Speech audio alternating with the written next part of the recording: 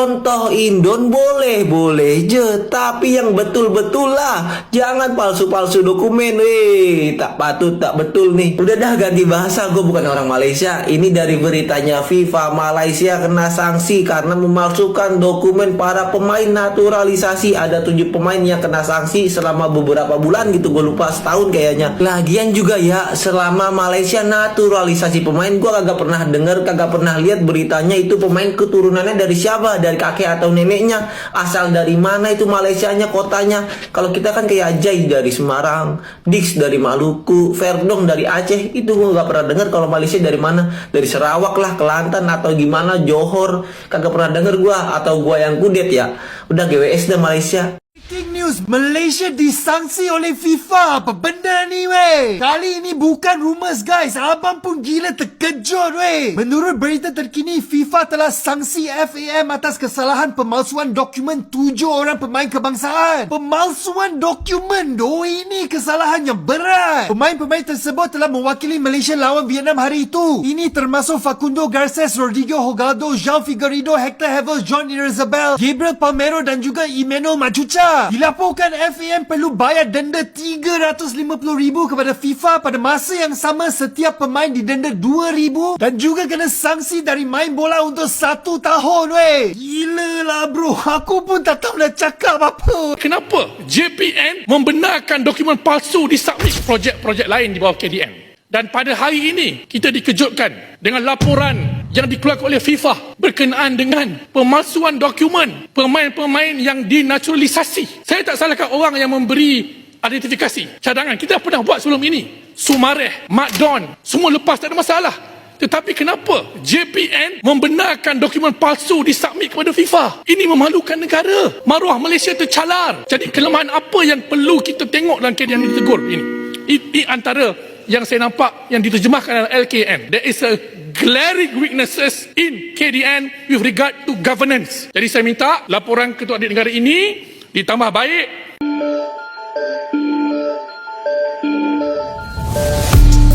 Gelombang kritik terhadap Malaysia makin deras usai pernyataannya yang menyeret nama Israel dalam konflik sepak bola ASEAN. 5 negara dikabarkan melayangkan tuntutan balik, sementara TMJ justru menantang FIFA secara terbuka. Situasi ini membuat posisi FAM makin terpojok di tengah sanksi yang mengancam. Apakah ini akhir dari pengaruh Malaysia di sepak bola Asia Tenggara? Tapi, Mimin mohon tonton video ini sampai akhir, biar gak ada salah paham atau informasi yang setengah-setengah. Dan seperti biasa, Mimin gak akan bosan ngingetin, jangan lupa tekan tombol like dan share video ini ke semua media sosial kalian, supaya makin banyak yang tahu apa yang sebenarnya sedang terjadi. Kalau sudah, mari kita lanjut. 7 pemain naturalisasi yang selama ini menjadi andalan tim nasional Malaysia dinyatakan ilegal oleh FIFA. Bagi sebagian orang, berita itu terasa seperti petir di siang bolong. Bagi yang lain, seperti sinyal peringatan bahwa ada sesuatu yang jauh lebih dalam dari sekedar kesalahan administratif. Krisis integritas di jantung sepak bola Asia Tenggara. Kabar tersebut pertama kali beredar lewat laporan investigasi FIFA yang menyoroti dugaan pelanggaran terhadap pasal 22 Kode Disiplin FIFA, pasal yang melarang pemalsuan atau penggunaan dokumen palsu. Dari penyelidikan itu ditemukan bahwa 7 pemain baru Malaysia tidak memenuhi syarat hukum untuk menjadi warga negara meski telah membela tim nasional di sejumlah laga resmi. Federasi Sepak Bola Malaysia, FAM, bereaksi cepat. Mereka menyebut temuan FIFA sebagai kesalahan administratif, bukan pelanggaran serius. Namun, laporan resmi FIFA menyatakan sebaliknya.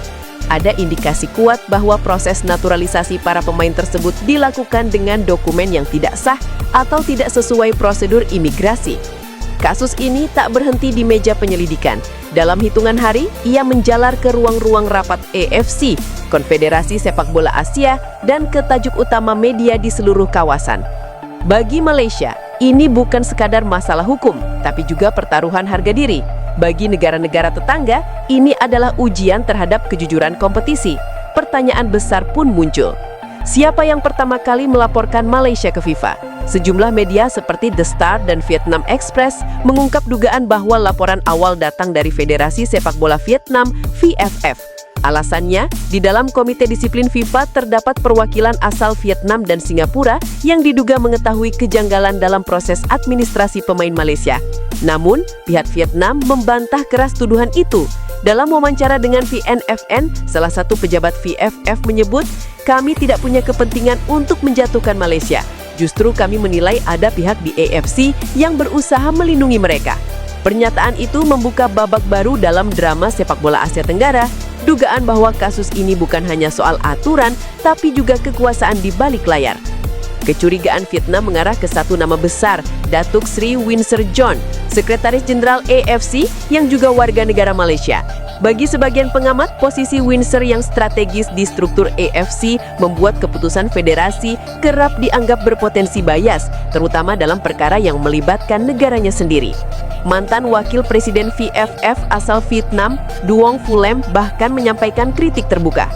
"Saya tidak mengerti maksud dari pernyataan Sekjen AFC, Datuk Seri Winsor. Ia mengatakan tidak akan ada hukuman tambahan untuk timnas Malaysia, padahal pelanggaran itu terjadi di dalam sistem federasi mereka sendiri." Phu-Lem kemudian menyerukan agar negara-negara ASEAN lain termasuk Indonesia, Thailand, dan Laos menggugat AFC ke FIFA dan CAS, Court of Arbitration for Sport, jika terbukti ada perlakuan tidak adil. Menurutnya, jika Malaysia tetap dilindungi, maka federasi-federasi Asia Tenggara berhak menuntut keadilan melalui jalur internasional. Di Malaysia, tekanan datang bukan hanya dari luar negeri, tapi juga dari dalam negeri sendiri. Kelompok supporter paling militan, Ultras Malaya, menulis pernyataan terbuka di media sosial. "Ini bukan sekadar soal sepak bola, ini penghinaan terhadap marwah bangsa." Mereka menuntut Kementerian Dalam Negeri dan Jabatan Pendaftaran Negara bertanggung jawab atas proses naturalisasi yang dinilai serampangan. Bagi para ultras, persoalan ini bukan hanya merusak reputasi tim nasional, tapi juga melukai kepercayaan publik terhadap integritas federasi. Di waktu yang sama, 4 negara lain, Laos, Singapura, Palestina, dan Kirgistan, melayangkan protes resmi kepada AFC. Mereka meminta hasil pertandingan melawan Malaysia dihapus dan meminta diskualifikasi Malaysia dari kualifikasi Piala Asia 2027 karena dianggap menggunakan pemain ilegal. Di tengah kekacauan, satu nama kembali mencuri perhatian publik. Tunku Ismail Ibni Sultan Ibrahim, TMJ, putra mahkota Johor, sekaligus tokoh paling berpengaruh dalam sepak bola Malaysia. Begitu banding FEM ke FIFA ditolak, TMJ langsung meledak lewat unggahan di Instagram story-nya. Ia menulis kritik tajam kepada FIFA, bahkan membawa isu Israel dan Palestina untuk menyoroti inkonsistensi lembaga tersebut. Saat FIFA tidak menjatuhkan sanksi kepada Israel, dunia mengutuk FIFA. Tapi ketika FIFA menghukum pemain Malaysia, semua orang memuji. "Inilah contoh terbaik dari kemunafikan," tulisnya. Pernyataan itu segera viral. Sebagian publik melihatnya sebagai bentuk pembelaan terhadap kehormatan nasional. Namun, sebagian lain menilai TMJ terlalu emosional dan defensif. Ini bukan kali pertama TMJ bersikap keras terhadap pihak luar. Sebelumnya, ia juga pernah melontarkan kritik terbuka kepada Erick Thohir dan Prabowo Subianto. Kasus Malaysia mencerminkan masalah yang lebih besar dari sekadar pelanggaran administrasi. Ia memperlihatkan celah dalam tata kelola sepak bola Asia Tenggara, dari proses naturalisasi, mekanisme pengawasan federasi, hingga relasi politik di antara anggota AFC. Banyak pengamat menilai FIFA sedang berusaha menegakkan prinsip integritas global, sementara AFC menghadapi dilema politik internal. Keputusan apapun yang diambil terhadap Malaysia akan mempengaruhi kepercayaan publik terhadap lembaga sepak bola Asia itu sendiri. Bagi Indonesia, Thailand, dan negara ASEAN lain, situasi ini menghadirkan dilema tersendiri. Ikut menggugat berarti menantang sistem yang sudah lama dianggap tidak transparan, tapi diam berarti membiarkan preseden berbahaya, bahwa pelanggaran bisa ditoleransi jika punya kekuatan politik di belakangnya. Hingga kini, belum ada kepastian akhir dari kasus ini. FIFA disebut sedang menyiapkan laporan lanjutan, sementara AFC masih mengkaji implikasi administratif atas sanksi tersebut. Tapi satu hal pasti, skandal ini telah mengguncangkan fondasi moral sepak bola ASEAN. Vietnam kini muncul sebagai motor perlawanan, menyerukan solidaritas regional untuk menegakkan keadilan. Jika upaya itu berlanjut, bukan mustahil dunia akan menyaksikan negara-negara Asia Tenggara bersatu menggugat federasi regional mereka sendiri, sesuatu yang belum pernah terjadi sebelumnya. Di balik hiruk-pikuk laporan, komentar, dan sindiran di media sosial, publik hanya bisa berharap agar sepak bola Asia tak lagi ditentukan oleh politik dan kekuasaan, melainkan oleh sportivitas dan kejujuran. Karena pada akhirnya, esensi dari permainan ini tetap sama. Siapa yang benar-benar jujur di lapangan, dialah yang pantas menang. Kasus naturalisasi ilegal Malaysia kini berkembang jauh melampaui batas lapangan hijau. Dari sekadar pelanggaran administrasi, isu ini menjelma menjadi persoalan geopolitik olahraga, mencerminkan bagaimana kekuasaan, nasionalisme, dan etika saling bertabrakan di tubuh sepak bola Asia Tenggara. Di tengah upaya FIFA menegakkan aturan global, AFC tampak jebak dalam dilema diplomatik. Di satu sisi, mereka harus menegakkan disiplin dan kredibilitas organisasi. Di sisi lain, mereka dihadapkan pada tekanan internal dari negara anggota yang memiliki kekuatan politik dan ekonomi besar di kawasan. Sebuah laporan investigatif Nikkei Asia pada Oktober lalu menyebut, kasus Malaysia menunjukkan betapa rumitnya hubungan antara etika olahraga dan politik regional di Asia Tenggara. Banyak keputusan strategis AFC tidak hanya dipengaruhi oleh pertimbangan hukum, tapi juga oleh kompromi antar negara. Dan disitulah letak persoalannya. Sepak bola bukan lagi sekadar permainan. Dalam struktur AFC memang Malaysia menempati posisi strategis. Sekretariat utamanya berada di Kuala Lumpur dan banyak jabatan penting diisi oleh pejabat yang punya koneksi dengan FEM atau entitas bisnis di Malaysia. Bagi sebagian pengamat, hal itu menimbulkan konflik kepentingan yang sulit dihindari.